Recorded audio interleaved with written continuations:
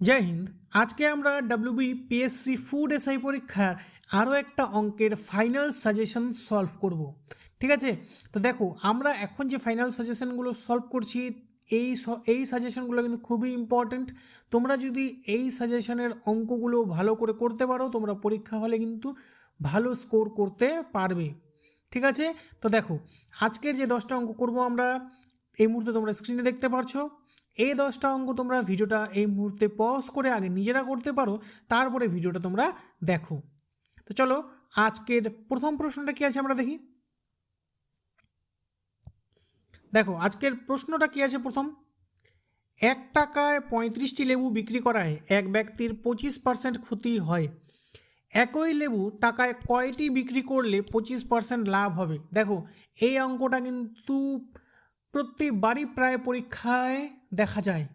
ঠিক আছে, এই টাইপের অঙ্ক খুব ইম্পর্ট্যান্ট একটা অঙ্ক। কি করে একদম সোজা পদ্ধতিতে করা যায়, দেখো এর থেকে সোজা পদ্ধতি আর হয় না। আমি তোমাদেরকে শিখিয়ে দিচ্ছি পদ্ধতিটা, তোমরা দেখো এর থেকে আর সোজা পদ্ধতি নেই।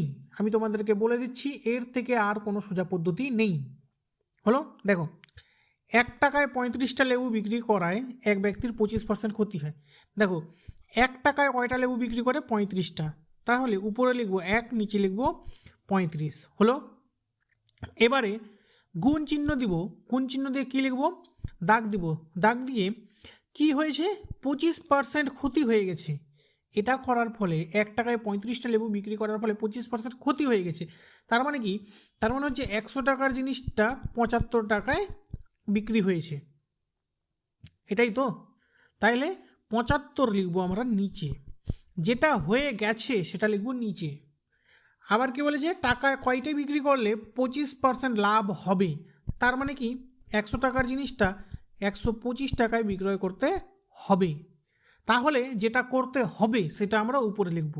এটা সবসময় মাথায় রাখবে, যেটা হয়ে গেছে সেটা নিচে, যেটা করতে হবে সেটা উপরে। ব্যাস অঙ্ক শেষ। এবার খালি জাস্ট কাটাকাটি করো। দেখো 25 দিয়ে কাটো, 25 5 125, 25 3 75, 5 দিয়ে কাটো, 5 7 35। তাহলে কি হলো, উপরে হয়ে যাবে 1, নিচে হয়ে গেল 7 3 21। তাহলে এখানে আমরা কি লিখছিলাম, 1 টাকায় 35টা লেবু বিক্রি করায় তার 25% ক্ষতি হয়েছে। তার মানে এখন এই 1 টাকায় 21টা লেবু বিক্রি করলে তার 25% লাভ হবে। এটাই হয়ে গেল আমাদের উত্তর। তার মানে উত্তর কত, 21, অপশান বি। 1 টাকায় 21টা লেবু বিক্রি করলে তার 25% লাভ হবে। বোঝা গেল। দেখো এর থেকে সোজা পদ্ধতি কিন্তু আর নেই এই অঙ্কটা করার ক্ষেত্রে, তোমাদেরকে আমি বারবার করে বলে দিচ্ছি, তাই এই প্রসেসটা মনে রাখবে। দেখো পরবর্তী প্রশ্ন কি আছে।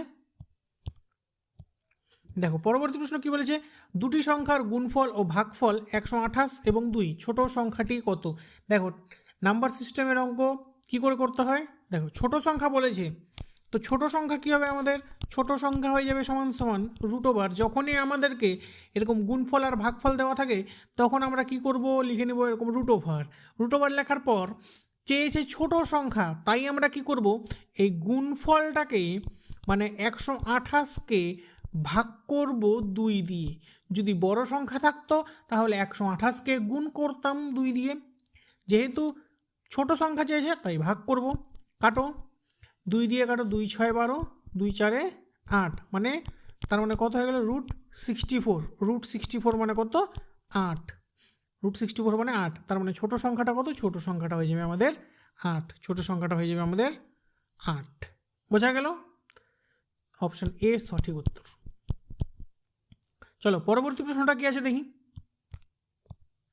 দেখো পরবর্তী প্রশ্ন কি বলেছে, 6টি সংখ্যার গড় 30 এবং অপর 6টি সংখ্যার গড় 6, তাহলে সংখ্যাসমূহের গড় কত। তাহলে সংখ্যাসমূহের গড় কত, এখানেও 6টা সংখ্যা আছে যার গড় 30, এখানেও 6টা সংখ্যা আছে যার গড় 6। দেখো এই অঙ্কটা তোমরা দুভাবে করতে পারো। প্রথমত কি, প্রথমত এই 6টা সংখ্যার গড় 30 মানে 6টা সংখ্যার মোট কত, 6 গুণ 30 করে বের করবে। আবার এই 6টা সংখ্যার গড় 6, তাহলে 6টা সংখ্যার মোট কত, 6 গুণ 6 করে বের করবে। দুটাকে যোগ করবে, দুটাকে যোগ করে এই 6 আর এই 6 মানে 6 6 12, 12 দিয়ে ভাগ করবে, যেটা হবে সেটা হবে উত্তর।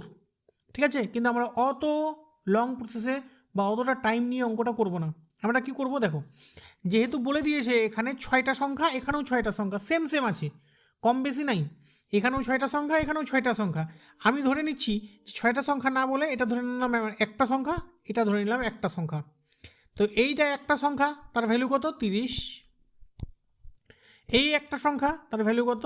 6। তার মানে এখানে হয়ে গেল একটা সংখ্যার ভ্যালু 30, একটা সংখ্যার ভ্যালু হয়ে গেল 6। তার মানে এই দুইটা সংখ্যার মোট কত হয়ে গেল? দুইটা সংখ্যার মোট হয়ে গেল 36।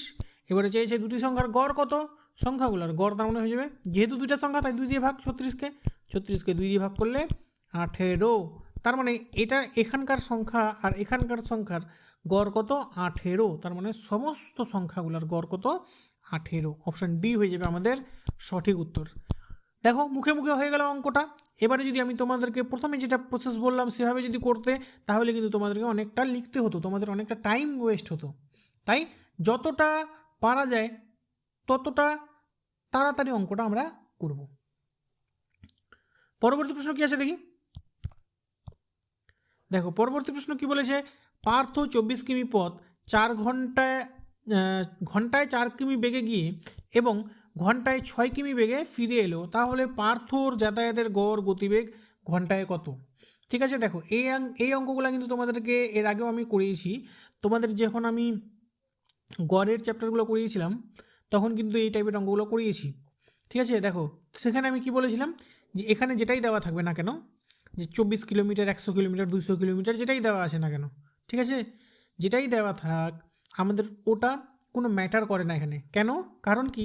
কারণ যেই রাস্তাটা গেছিলো ওই রাস্তাটাই আবার ফিরে আসছে, মানে এ পয়েন্ট থেকে বি পয়েন্টে গেছিলো, আবার বি পয়েন্ট থেকে এ পয়েন্টে ফিরে আসছে। তাই আমরা এই অঙ্কটা কি করে করব, 4 কিমি বেগে গেছে, 4 কিমি বেগে গেছে, 6 কিমি বেগে আবার ফিরে আসছে, তার মানে 4 গুণ 6, তার সাথে আবার গুণ করে দেবো 2। ঠিক আছে, এই দুইটা কি কম্পালসারি, এই দুইটা গুণ করতেই হবে। 4 গুণ 6 গুণ 2, দুইটা আমাদের মাস্ট করতেই হবে। ঠিক আছে, অঙ্ক করার ক্ষেত্রে বাই কি করব, এই 4 আর 6 এই দুটার যোগ করে দেবো, 4 যোগ 6। বোঝা গেল? তাহলে উপরে কত হয়ে যাবে দেখো, 4 6 24 আর 2 48, নিচে হয়ে যাবে 6 আর 4 10।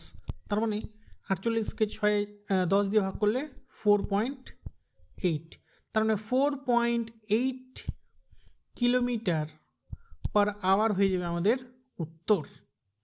এটাই হয়ে যাবে আমাদের গড় গতিবেগ। বোঝা গেল? তাহলে গড় গতিবেগ তো চেয়েছে, 4 কিমি প্রতি ঘন্টা গতিবেগে গেছে, 6 কিমি প্রতি ঘন্টা গতিবেগে এসছে। তাহলে আমরা কি করব, তোমরা অনেকে আবার এরকম করে দিও না, এই 4 যোগ 6 সমান সমান 10কে 2 দিয়ে ভাগ করে দিলাম সমান সমান 5, তাহলে কিন্তু অঙ্কটা ভুল হয়ে যাবে তোমাদের।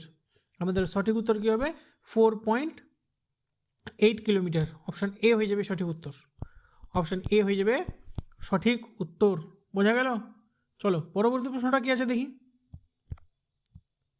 দেখো পরবর্তী প্রশ্ন কি বলেছে, কোনো শহরে বর্তমান জনসংখ্যা 4410, প্রতি বছর 5% হারে বৃদ্ধি পেলে 2 বছর পূর্বে জনসংখ্যা কত ছিল? ঠিক আছে, দেখো এই অঙ্কটা আমরা কি করব, আমরা ব্যাকওয়ার্ড প্রসেসেও যেতে পারি, যে বর্তমানে এটা আছে তার মানে তার আগের বছর কত ছিল, তারপরে তার আগের বছর কত ছিল, এভাবে করতে পারি। না হলে আমরা কি করতে পারি, এক্স ধরে করতে পারি। এক্স ধরে এখানে অঙ্কটা সহজ হবে। কি, আমরা ধরে নিচ্ছি যে 2 বছর আগে জনসংখ্যা ছিল, ধরে নিলাম এক্স, 2 বছর আগে জনসংখ্যা এক্স, তাহলে 2 বছর পর 5% বৃদ্ধির হারে 2 বছর পর জনসংখ্যা কত হবে? আমরা জানি সমহার বৃদ্ধির সূত্র কি, x into 1 plus r by 100, r মানে কত এখানে 5, তার মানে 5/100 to the power n, n মানে কত 2, কেন? কারণ 2 বছর বলেছে, তার মানে স্কোয়ার হলো, এটা হয়ে গেল। তার মানে 2 বছর পর মানে বর্তমানে এটা হয়ে জনসংখ্যা, কিন্তু এটাই প্রশ্নে বলে দিয়েছি যে এটাই সমান সমান কত, 4410 হলো। এবার দেখো সলভ করো, দেখো 5 দিয়ে যদি আমরা 100কে কাটি 20, এবারে এক্স এখানে ব্র্যাকেটের মধ্যে কত হবে দেখো, 20 একে 20 আর উপরে কিছু নেবেন 1 আর 1 যোগ করলে 21, তার মানে 21/20, এক্স ইন্টু 21/20 তার স্কোয়ার ইজিক্যাল টু 4410। এবারে দেখো এক্স 21/20 তার স্কোয়ার মানে কি 2 বার লিখতে পারি না আমরা, 21/20। দেখো আমি তোমাদেরকে বোঝানোর জন্য কিন্তু 2টা লাইন এক্সট্রা লিখলাম, ঠিক আছে, না হলে ডাইরেক্ট লিখলেও কিন্তু আমার হতো। হলো, এবার দেখো 21 দিয়ে কাটো, 21 21-এ 441, তার মানে এখানে হবে 21 মানে 210, পিছনে একটা শূন্য, আবার 21 দিয়ে কাটো 210-কে, তার মানে 10। এবারে তার মানে কি হবে, এক্স সমান সমান এই 20 আর 20 গুণ করলে কত, 20 20 গুণ করলে 400, 400 আর 10 গুণ করলে 4000, তার মানে এক্সের ভ্যালু হয়ে গেল আমাদের 4000। এক্স আমরা কি ধরেছিলাম, 2 বছর পূর্বের জনসংখ্যা, তার মানে 2 বছর পূর্বে কত জনসংখ্যা ছিল, 4000 জন, তার মানে অপশন সি হয়ে গেল আমাদের সঠিক উত্তর, অপশন সি হয়ে গেল সঠিক উত্তর। বোঝা গেল? চলো পরবর্তী প্রশ্নটা কি আছে দেখি। পরবর্তী প্রশ্ন কি বলেছে দেখো, এ একটি দ্রব্য বিকে 10% ক্ষতিতে বিক্রয় করে, বি সেই দ্রব্যটি সিকে 20% ক্ষতিতে বিক্রয় করে, তবে প্রকৃত ক্ষতির পরিমাণ কত, প্রকৃত ক্ষতির পরিমাণ কত। দেখো খুবই সোজা একটা অঙ্ক, এই টাইপের অঙ্ক তোমাদেরকে আমি 1000বার করিয়েছি, আবার করিয়েছি, দেখো কি হবে। আচ্ছা এই অঙ্কটা তোমরা নিজেরা করবে, হ্যাঁ এই অঙ্কটা তোমরা নিজেরা করবে, তবু আমি তোমাদেরকে হিন্ট দিয়ে দিচ্ছি। এখানে এ ধরে নাও, এর কাছে 100 টাকার একটা জিনিস, সে বিকে কি করছে, বিকে 10% ক্ষতিতে বিক্রি করছে প্রথমে, তারপরে আবার বি কী করছে, বি সেই জিনিসটাকে আবার -20% ক্ষতিতে, -20% ক্ষতি বলতে ক্ষতির জন্য আমি মাইনাস দিলাম, মানে 20% ক্ষতিতে সিকে বিক্রি করছে, তাহলে প্রকৃত ক্ষতির পরিমাণ কত। ঠিক আছে, এই টাইপের এইটা অঙ্কটা তোমরা নিজেরা ট্রাই করে অ্যান্সারটা আমাকে কমেন্ট করে জানাও, অ্যান্সারটা আমাকে কমেন্ট করে জানাবে। ঠিক আছে, চলো পরবর্তী প্রশ্নটা কী আছে দেখি। দেখো পরবর্তী প্রশ্ন কি বলেছে, কোনো আসল বার্ষিক 8% সরল সুদে কত বছরে সুদে আসলে 3 গুণ হবে। দেখো এই টাইপের অঙ্ক আমি তোমাদেরকে এর আগে করিয়েছি, শর্টকাট মেথডে শর্ট ট্রিক্সের মাধ্যমে কি করে হবে অঙ্কটা। দেখো কি চেয়েছে, কত বছরে মানে টাইম, তার মানে বছর আমরা কি করে বের করব, বছর বেরোবে আমাদের সমান সমান দাগ দিয়ে উপরে লিখব 100 গুণ 3 গুণ বলেছে। দেখো এখানে কত গুণ বলেছে ভালো করে লক্ষ্য করো, 3 গুণ, যত গুণ বলবে তার থেকে 1 কমিয়ে দেবো। 3 গুণ বলেছে তার মানে 1 কমিয়ে দাও, তার মানে কত হবে 2, তার মানে 100 গুণ 2 বাই কত 8%, তার মানে নিচে 8, 2 দিয়ে 8কে কাটো 4, 4 দিয়ে 100কে কাটো 25, তার মানে কত বছর আমাদের টাইম লাগবে, 25 বছর টাইম লাগবে, তবেই 3 গুণ হবে। অপশন ডি হয়ে যাবে সঠিক উত্তর, অপশন ডি হয়ে যাবে সঠিক উত্তর। বোঝা গেল? চলো পরবর্তী প্রশ্নটা কি আছে দেখি। দেখো পরবর্তী প্রশ্ন কি বলেছে, পরপর দুটি সংখ্যার বর্গের পার্থক্য 81 হলে বৃহত্তম সংখ্যাটি কত। দেখো যদি তোমাদের এরকম দেওয়া থাকে, পরপর ভালো করে লক্ষ্য করো, পরপর দুটি সংখ্যার বর্গের পার্থক্য, পরপর দুটি সংখ্যার বর্গের পার্থক্য দেওয়া আছে 81, এবারে বলেছে বৃহত্তম সংখ্যাটি কত। তোমাদের যদি বৃহত্তম বা ক্ষুদ্রতম যেটাই বলবে না কেন, এটা বের করার নিয়ম কি, দেখো এই জিনিসটা তোমরা মনে রাখবে, কোনো বইতে লেখা পাবে না তোমরা এটা, ঠিক আছে, আমি তোমাদেরকে বলে দিচ্ছি, তোমরা খাতায় নোট করে রাখতে পারো। এটা কি হবে, ছোট সংখ্যাটাই বেরোবে সবসময় আমাদের সূত্রর দ্বারা। ছোট সংখ্যাটা কী হবে, সমান সমান এই যেটা পার্থক্য দেওয়া আছে না, পার্থক্য দেওয়া আছে 81, এই 81 এর থেকে মাইনাস করবো আমরা 1, যেটাই থাকবে তার থেকে -1 করব, বাই করে দেবো 2, তাহলে আমাদের ছোটো সংখ্যাটা বেরিয়ে যাবে। ছোটো সংখ্যা কত হবে, তার মানে 81 থেকে 1 চলে গেলে মানে 80, 80 থেকে 2 চলে গেলে 80 ভাগ 2 করলে কত হবে 40, তার মানে ছোটো সংখ্যাটা হয়ে গেল আমাদের কত 40, ছোটো সংখ্যাটা হয়ে গেল আমাদের 40, তার মানে বড় সংখ্যাটা কত হবে, বড় সংখ্যাটা হবে তার থেকে 1 বেশি, পরপর দুটি সংখ্যা বলেছে না, তার মানে ছোটো সংখ্যাটা 40 হলে বড় সংখ্যাটা কত হবে 41, তার মানে 41 হয়ে যাবে আমাদের সঠিক উত্তর, অপশান সি হয়ে যাবে সঠিক উত্তর। বোঝা গেল? দেখো কোনো কিছু XY ধরার কোনো প্রয়োজন নেই, আমরা কি করব, শুধু পার্থক্য থেকে 1 বিয়োগ করে দেবো, 1 বিয়োগ করে সেটাকে 2 দিয়ে ভাগ করে দেবো, ব্যাস। এটা তোমরা নোট করে রাখতে পারো, হ্যাঁ, কোথাও তোমরা পাবে না কিন্তু এই জিনিসগুলো। চলো পরবর্তী প্রশ্নগুলো কী আছে দেখি। দেখো পরবর্তী প্রশ্ন কী বলেছে, 125 মিটার দৈর্ঘ্যের একটি ট্রেন 175 মিটার দৈর্ঘ্যের একটি সেতুকে 20 সেকেন্ডে অতিক্রম করে, ওই ট্রেনটি কত সময়ে 115 মিটার দৈর্ঘ্যের একটি প্ল্যাটফর্মকে অতিক্রম করবে। দেখো যখন আমরা ট্রেন অ্যান্ড ডিস্টেন্স অঙ্কগুলো করেছিলাম তখন তোমাদেরকে আমি বলেছিলাম একটি ট্রেন ঠিক আছে, একটি ট্রেন যখন একটি ল্যাম্পপোস্টকে অতিক্রম করবে তার মানে সে শুধুমাত্র তার নিজের দৈর্ঘ্যটাই অতিক্রম করবে, কিন্তু একটা ট্রেন যখন একটা ব্রিজ বা একটা সেতু, একটা প্ল্যাটফর্ম, এই সমস্ত জিনিসগুলোকে অতিক্রম করবে তখন কি হবে, তখন ট্রেনটা সে তার নিজের দৈর্ঘ্য মানে 125 মিটার তো দৈর্ঘ্য অতিক্রম করবেই, তার সাথে সাথে সেই প্ল্যাটফর্মের দৈর্ঘ্যটাও অতিক্রম করবে মানে 175 মিটার। তার মানে ট্রেনটা এই 20 সেকেন্ডে কতটা দৈর্ঘ্য অতিক্রম করে? এই 125 আর এই 175 মানে 300 মিটার দৈর্ঘ্য অতিক্রম করে 20 সেকেন্ডে। তাহলে আমরা ট্রেনটার এখান থেকে স্পিড বের করতে পারি না? ট্রেনটার স্পিড তো আমার সমান সমান কত হবে? 300/20 সেকেন্ড। 0 0 কাটো, 2 দিয়ে কাটো, কত হলো? 15। তার মানে ট্রেনটার স্পিড কত? এই 15 মিটার প্রতি সেকেন্ড, 15 মিটার পার সেকেন্ড, এটা হলো স্পিড। এবারে কি বলেছে যে 115 মিটার দৈর্ঘ্যের একটি প্ল্যাটফর্মকে অতিক্রম করতে কত সময় লাগবে। তার মানে এই যে 115 মিটার দৈর্ঘ্যের একটা প্ল্যাটফর্ম, এই প্ল্যাটফর্মটাকে অতিক্রম করবে, তার সাথে সাথে সে তার নিজের দৈর্ঘ্যটাও অতিক্রম করবে মানে 125 মিটার অতিক্রম করবে। তার মানে টোটালে সে 140 মিটার অতিক্রম করবে, 140 মিটার দৈর্ঘ্য অতিক্রম করবে। এইবারে ট্রেনটার স্পিড 15 মিটার পার সেকেন্ড, তার মানে 140 মিটার অতিক্রম করতে কত সময় লাগবে? তার মানে time is equal to distance মানে 140/স্পিড মানে 15, সরি 140 না 240, হ্যাঁ 240। তাহলে কাটো, 5 দিয়ে কাটো, কত হবে? 5 3 15, 5 দিয়ে কাটো, 5 4 20, 5 8 40, 3 দিয়ে কাটো, 16 3 48, তার মানে টাইম হয়ে গেল 16 সেকেন্ড। তার মানে সঠিক উত্তর অপশান সি, অপশান সি হয়ে যাবে আমাদের সঠিক উত্তর। বোঝা গেল? চলো পরবর্তী প্রশ্নটা কি আছে দেখি। পরবর্তী প্রশ্ন কি বলেছে দেখো, শিলিগুড়ি বাস স্ট্যান্ড থেকে কলকাতা, জলপাইগুড়ি ও কালিম্পং 3 রুটের বাস যথাক্রমে 4, 15 ও 16 মিনিট অন্তর ছাড়ে। সকাল 5টায় একসঙ্গে ছাড়ার পর পুনরায় কোন সময়ে 3 রুটের বাস একসঙ্গে ছাড়বে? দেখো ছোট ক্লাসের এইটা অঙ্ক, এই অঙ্কটাও ইম্পর্ট্যান্ট। এটা কিন্তু আমাদের মাধ্যমিক লেভেলের না, কিন্তু তারও নিচে ছোট ক্লাসের অঙ্ক, ঠিক আছে? লসাগু গসাগু চ্যাপ্টারের এটা অঙ্ক। এই অঙ্কটা আমরা কীভাবে করব?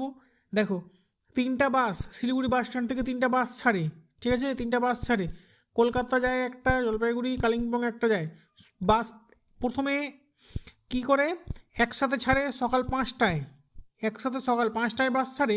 এবারে কি বলেছে 4 মিনিট পর পর ছাড়ে, 4 মিনিট পর পর কলকাতার বাস ছাড়ে, 4 মিনিট পর পর জলপাইগুড়ির বাস ছাড়ে, আর 15 মিনিট পর পর 4 মিনিট পর পর কলকাতার বাস ছাড়ে, 15 মিনিট পর পর জলপাইগুড়ির বাস ছাড়ে, 16 মিনিট পর পর কালিম্পংয়ের বাস ছাড়ে। তাহলে সকাল 5টায় একসাথে ছাড়ার পর আবার কখন এই 3টা বাস একসাথে ছাড়বে? তাহলে আমরা কি করব? সিম্পল, কিছু করার নেই, শুধুমাত্র আমরা এই 4, এই 15 আর এই 16 এর লসাগু বের করব, ব্যাস উত্তর শেষ, প্রশ্নটা শেষ, মানে উত্তর হয়ে যাবে। দেখো লসাগু বের করো, 2 2 4, 15 15ই থাকবে, 2 8 16, আবার 2 দিয়ে 1, 15 15ই থাকবে, 2 4 8 হলো। এবারে গুণ করে দেখো কত হবে? 15 15 2 30, 4 2 8, 8 আর 30, 3 8 24, 240, 240 মিনিট, 240 মিনিট পর, 240 মিনিট পর আবার তারা একসাথে ছাড়বে। 240 মিনিট মানে কত? 240 মিনিটকে যখন আমরা ঘন্টায় কনভার্ট করব, তখন আমরা কি করব? 60 দিয়ে ভাগ করে দেবো, 60 দিয়ে ভাগ করে দেবো, 0 0 কাটো, 6 4 24, তার মানে কত ঘন্টা পর আবার তারা একসাথে ছাড়বে বাসগুলো? 4 ঘন্টা পর, 4 ঘন্টা পর। তো দেখো 4 ঘন্টা, আমাদের অপশানে কিন্তু 4 ঘন্টা দেওয়া নেই, আমাদের চেয়েছে কয়টার সময় ছাড়বে। তার মানে সকাল 5টায় যদি একবার ছাড়ে, তার 4 ঘন্টা পর মানে সকাল 9টায় আরেকবার বাসগুলো ছাড়বে। অপশান বি হয়ে যাবে আমাদের সঠিক উত্তর। সকাল 5টা আর 4 ঘন্টা পর মানে কি? সকাল 9টা, তার মানে সকাল 9টায় আবার বাসগুলো একসাথে ছাড়বে। অপশান বি সঠিক উত্তর হয়ে গেল। বোঝা গেল? তা দেখো আজকে কিন্তু আমরা যেই অঙ্কগুলো করলাম, অঙ্কগুলো কিন্তু খুবই ইম্পর্টেন্ট অঙ্ক ছিল। আমি তোমাদেরকে সেই ইম্পর্টেন্ট অঙ্কগুলোর একদম যে শর্টকাট ওয়ে, সেই শর্টকাট পদ্ধতিটাই কিন্তু শিখালাম। এর থেকে আর কোনো শর্টকাট পদ্ধতি কিন্তু হয় না। তোমাদের যদি এই 10টা অঙ্কে আমি যে প্রসেসে তোমাদেরকে করালাম, এর থেকেও আরও কোনো শর্টকাট প্রসেস তোমাদের যদি জানা থাকে, তাহলে তোমরা অবশ্যই আমাকে কমেন্ট করে জানাবে। বোঝা গেল? তো দেখো এটাই ছিল আজকে তাহলে শেষ ভিডিও। তোমাদের যদি ভিডিওটি ভালো লেগে থাকে অবশ্যই ভিডিওটা লাইক করে দেবে। দেখা হচ্ছে নেক্সট ভিডিওতে। জয় হিন্দ।